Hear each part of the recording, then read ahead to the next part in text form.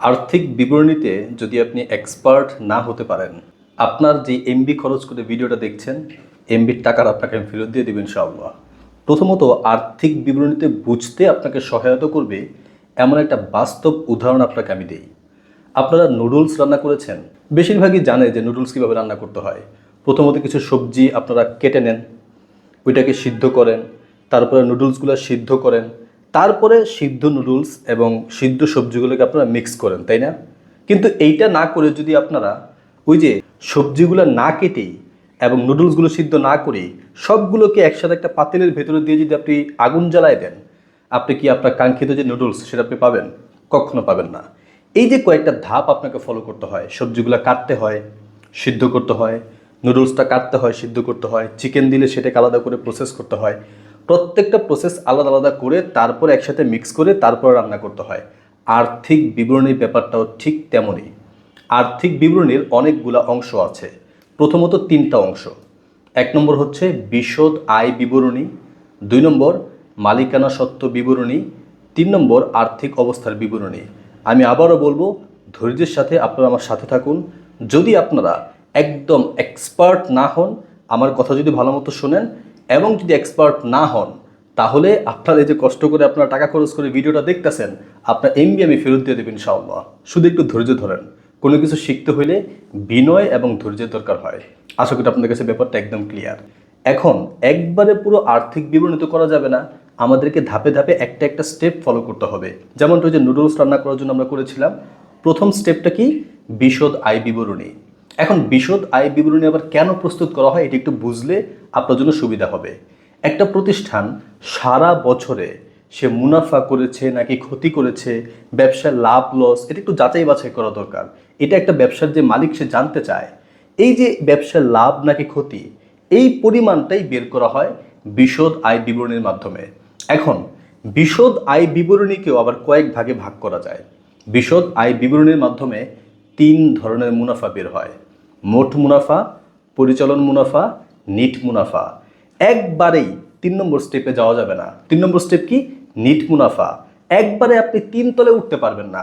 প্রথমে ১ তলায়, তারপর ২ তলায়, তারপরে ৩ তলায়, তাই না? এই জন্য আমরা প্রথমেই যে প্রথম ধাপটা, মোট মুনাফা কিভাবে বের করে সেটা করব। চলুন সেটা নিয়ে আলোচনা করা যাক। এখন মোট মুনাফা বের করার জন্য আমাদেরকে নিট বিক্রয় থেকে বিক্রিত পণ্যের ব্যয়টা বাদ দিতে হবে। এখানে আমরা আবার দুইটা জিনিস পেলাম। ১ নম্বর হচ্ছে নিট বিক্রয়, ২ নম্বর বিক্রিত পণ্যের ব্যয়। এই যে দেখেন, আমাকে একটা একটা স্টেপ আলাদা আলাদা করে প্রসেস করতে হবে। তারপরে ওই প্রসেস আলাদা আলাদা আইটেমগুলোকে একসাথে মিক্সচার করতে হবে। তারপরে আমি আমার কাঙ্ক্ষিত যে ফলাফল সেটা পাবো, তাই না? যেমন তা নুডলসের ক্ষেত্রে হয়। এটা আমি বলবো যে আর্থিক বিবরণী শেখার নুডলস থিওরি, আপনাদের বোঝার জন্য আর কি। আমরা আলাদা আলাদা আইটেমকে প্রসেস করব, তারপর সেগুলোকে মিক্সচার করব। আমাদের তো মোট মুনাফা দরকার, তাই না? মোট মুনাফা বের করার জন্য আমাদের কি করতে হবে? নিট বিক্রয় থেকে বিক্রিত পণ্যের ব্যয়টা বাদ দিতে হবে। তাহলে আমরা প্রথমে নিট বিক্রয় নিয়ে আলোচনা করি, তারপরে বিক্রিত পণ্যের ব্যয় নিয়ে আলোচনা করি, তারপরে নিট বিক্রয়ের টাকাটা বের করি, বিক্রিত পণ্যের ব্যয়ের টাকাটা বের করি, একটা থেকে আরেকটা মাইনাস করি, বাস পেয়ে গেলাম মোট মুনাফা। হয়ে গেল না? এখন আবার মোট মুনাফার পরে কি? মোট মুনাফা থেকে পরিচালন ব্যয়টা বাদ দিলে আমরা পাবো পরিচালন মুনাফা। সেখানে অন্যান্য আয় যোগ করব, অন্যান্য ব্যয় বিয়োগ করব, তাহলে পাবো নিট মুনাফা। এই যে দেখেন, ধাপে ধাপে একটার সাথে একটার প্রসেস কাজ শেষ করে আমরা ফাইনাল ফলাফলে যাব। আমরা একবারে নুডলস রান্না করতে পারি না, আমাদেরকে ধাপে ধাপে অনেকগুলো প্রসেস ফলো করতে হয়। ঠিক তেমনি আর্থিক বিবরণীতেও আমরা একবারে সব কিছু করতে পারি না। আমরা ধাপে ধাপে একটা একটা একটা করে প্রসেসে যাব এবং একটা একটা করে সমাধান করব। আশা করি আপনারা ধৈর্যের সাথে অপেক্ষা করবেন। ব্যাপারটা আশা করি কিছুটা অন্তত আপনাদের কাছে আমি ক্লিয়ার করতে পেরেছি যে এক মুহূর্তে পুরো আর্থিক বিবরণী আপনি শিখতে পারবেন না। আপনাকে একটা একটা স্টেপ ফলো করতে হবে। যদি আপনি পুরো প্রসেসটা এতক্ষণ আপনি রিভাইন্ড করেন, দেখবেন প্রথম ধাপটা আমাদের ছিল নিট বিক্রয়। কারণ বিশদ আয় বিবরণীর প্রথম যে স্টেপ সেটা হচ্ছে মোট মুনাফা। মোট মুনাফা বের করার জন্য নিট বিক্রয় থেকে বিক্রিত পণ্যের ব্যয় বাদ দিতে হয়। তারপরে না হয় পরিচালন মুনাফা, তারপরে না হয় নিট মুনাফা, তাই তো? তো আমাদেরকে তো আগে যে শুরুতে যে আইটেমটা নিট বিক্রয়, সেটা ভালো মতো বের করা শিখতে হবে। চলুন নিট বিক্রয় কিভাবে বের করে তা দেখি। নিট বিক্রয় জিনিসটা কি, এটা যদি আমরা স্পষ্ট হতে পারি, তাহলে নিট বিক্রয়ের পরিমাণটা বের করা আমাদের জন্য একদম সহজ হয়ে যাবে। ধরেন আপনার একটা কনফেকশনারি দোকান আছে, আপনি 1,000 টাকার চিপস কারো কাছে বিক্রয় করলেন। 1 ঘন্টা পরে ওই যেই লোকটার কাছে আপনি চিপস বিক্রয় করেছিলেন, সে আপনাকে 100 টাকার চিপস ফেরত দিয়ে গেল এবং আপনি সেটা অ্যাকসেপ্টও করলেন। তাহলে আপনি বলেন তো, আপনার বিক্রয়ের পরিমাণ কি আর 1,000 টাকা রইল? যেহেতু 100 টাকার চিপস ফেরত এসেছে, সুতরাং 1,000 টাকার বিক্রয় ছিল, সেখান থেকে 100 টাকা ফেরত বাদ দিলে এখন আপনার বিক্রয়ের পরিমাণ হচ্ছে 900 টাকা। এই 900 টাকাই হচ্ছে আপনার নিট বিক্রয়। এর মানে আমরা বুঝলাম, নিট বিক্রয়ের পরিমাণটা বের করার জন্য আমাদেরকে বিক্রয়ের সাথে কিছু আইটেম যোগ বিয়োগ করতে হয়। যদি আপনি এসএসসির স্টুডেন্ট হন, তাহলে বিক্রয়ের সাথে যে আইটেমগুলো আপনাকে যোগ বিয়োগ করতে হবে, বিক্রয় মাইনাস বিক্রয় ফেরত মাইনাস বিক্রয় বার্তা যোগ অলিখিত বিক্রয় মাইনাস অলিখিত বিক্রয় ফেরত মাইনাস মুনাফাবিহীন পণ্য বিক্রয়। আর যদি আপনি এইচএসসির স্টুডেন্ট হন, তাহলে এই যে এসএসসির আইটেমগুলো, এই আইটেমগুলো তো থাকবেই, প্লাস এক্সট্রা কিছু আইটেম আসবে যা আপনারা স্ক্রিনে দেখতে পাচ্ছেন।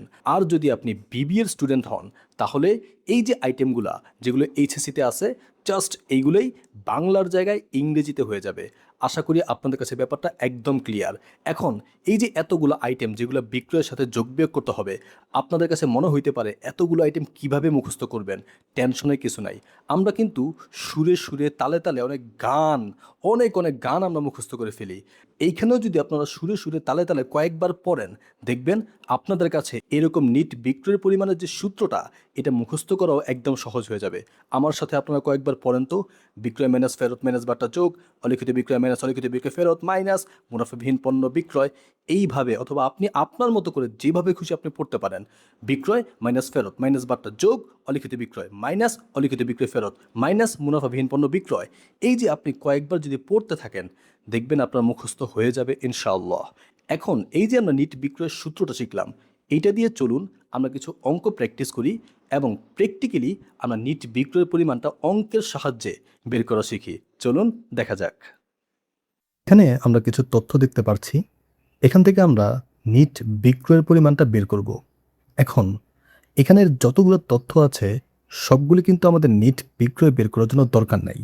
যেমন আপনি যদি কিচেন রুমে যান, সবগুলো উপাদান কিন্তু চা বানানোর জন্য দরকার নাই। আপনি যদি চা বানাতে চান, তাহলে যেই উপাদানগুলো দরকার শুধুমাত্র সেগুলোই আপনি নেবেন এবং আপনি চা বানাবেন, তাই না? এখানেও অনেকগুলো উপাদান আছে, কিন্তু সবগুলো কিন্তু নিট বিক্রয় বের করার জন্য দরকার নাই। এখন এই যে আইটেমগুলো রেওয়া মিলে আছে, এখান থেকে প্রথমেই আমাদের যেই জিনিসটা দরকার সেটা হচ্ছে বিক্রয়ের পরিমাণটা। আমরা এখানে আনলাম বিক্রয়ের পরিমাণ 2,32,000 টাকা। এখন আমরা যেই সূত্র শিখেছিলাম, সেখানে আমরা অনেকগুলো আইটেম দেখেছিলাম যেগুলো বিক্রয়ের সাথে যোগ বিয়োগ হয়। সেই আইটেমগুলোর মধ্যে আমরা খুঁজব কোন কোন আইটেমগুলো রেওয়া মিল এবং সমন্বয় এখানে দেওয়া আছে। সেই আইটেমগুলো আমরা নিট বিক্রয় বের করার জন্য ব্যবহার করব। প্রথমত আপনি যদি খেয়াল করে দেখেন, এখানে আছে বিক্রয় ফেরত। আমরা কিন্তু এটা ব্যবহার করতে পারি নিট বিক্রয় বের করার জন্য। আমরা জানি বিক্রয় থেকে বিক্রয় ফেরতটা মাইনাস করতে হয়, এই জন্য আমরা এখানে মাইনাস করলাম। এরপরে এখানে আছে বিক্রয় বার্তা। আমরা জানি নিট বিক্রয় বের করার জন্য বিক্রয় থেকে বিক্রয় বার্তার পরিমাণটা বের করতে হয়। এরপরে যদি আপনি খেয়াল করে দেখেন, এই যে রেওয়া মিলের যে আইটেমগুলা, এইখানে আর তেমন কোনো আইটেম নাই যেটা আমাদের নিট বিক্রয়ের পরিমাণ বের করতে কাজে দিবে। এরপরে যদি আমরা আমাদের সমন্বয়ে যাই, এখানে 5টা সমন্বয় আমরা দেখতে পাবো। সবগুলো সমন্বয় আবার নিট বিক্রয় বের করার জন্য দরকার নাই। আপনারা যদি খেয়াল করে দেখেন, 2 নম্বর যে সমন্বয়টা, বাকিতে পণ্য বিক্রয় হিসাবভুক্ত হয় নাই। এই যে হিসাবভুক্ত হয় নাই, এই কথাটার মানে কি? আপনি কিছু পণ্য বিক্রয় করেছিলেন কিন্তু সেটা লিখতে ভুলে গেছিলেন। আচ্ছা, যদি আপনি নাই লিখেন, তাহলে কি সত্যিকারের যে বিক্রয়টা, সেই বিক্রয় পরিমাণটাকে আপনি লিখতে পারছেন? সেই বিক্রয় পরিমাণটা কি হিসাবভুক্ত হয়েছে? একদমই হয় নাই। সুতরাং আপনাকে অ্যাকচুয়াল বিক্রয়টা বের করার জন্য যত টাকা আপনি হিসাবভুক্ত করেন নাই, সেটা এখন হিসাবভুক্ত করে দেন, তাই না?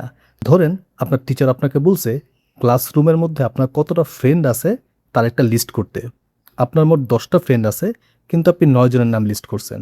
এখন টিচার বলতেছে ভালো করে দেখো তো তুমি কাউকে মিস করছো কিনা। তখন আপনি কি করলেন? খেয়াল করে দেখলেন, ও হো আমি তো আমার একটা ফ্রেন্ডকে মিস করে গেছি। তখন কিন্তু আপনি ওই ফ্রেন্ডের নামটা যোগ করে দিবেন, তাই না? এইখানেও আপনি খেয়াল করে দেখেন, যেই বিক্রয়ের পরিমাণটা হিসাবভুক্ত হয় নাই, আমরা সেটা কি করব? যোগ করে দিব। এখানে আমরা লিখলাম যোগ অলিখিত বিক্রয় 12,000 টাকা। এরপরে সমন্বয়ে আর তেমন কোনো আইটেম নাই যেটা আমাদের নিট বিক্রয় বের করার জন্য দরকার। নিট বিক্রয় বের করার জন্য অনেক আইটেম আমরা শিখছি সূত্রের মধ্যে, তবে এই অঙ্কে সবগুলো আইটেম দরকার নাই। যে সকল আইটেমগুলো দেওয়া ছিল সেগুলো ব্যবহার করে আমরা আমাদের নিট বিক্রয় পরিমাণটা বের করলাম। আশা করি আপনারা এখন যেই কোনো অঙ্ক থেকে যদি সূত্রগুলো ভালো মতো শিখে থাকেন, ওই যে আমরা শিখছি বিক্রয়ের সাথে কিছু আইটেম যোগ বিয়োগ করতে হয়, সেই আইটেমগুলো যদি আপনারা ভালো মতো শিখে ফেলেন, তাহলে যেই কোনো অঙ্ক থেকে আপনারা নিট বিক্রয় পরিমাণটা বের করতে পারবেন। এখন আপনাদের একটা হোমওয়ার্ক দিই। আপনাদের যে বই আছে সেই বই থেকে কয়েকটা বোর্ড কোয়েশ্চেন্স আপনারা প্র্যাকটিস করেন এবং সেই অঙ্কগুলো থেকে নিট বিক্রয়ের পরিমাণটা বের করা শিখেন। ইনশাআল্লাহ আমরা আমাদের আগামী ক্লাসে ধারাবাহিকভাবে সবগুলো টপিক নিয়ে আলোচনা করার চেষ্টা করব। এখন আপনাদের একটা কাজ আছে, এই যে ক্লাসটা আপনাদের যে ক্লাসমেট আছে তাদের সাথে শেয়ার করে দেন, তাহলে আপনারা ফ্রেন্ডরা একসাথে মিলে প্র্যাকটিস করতে পারবেন ইনশাআল্লাহ।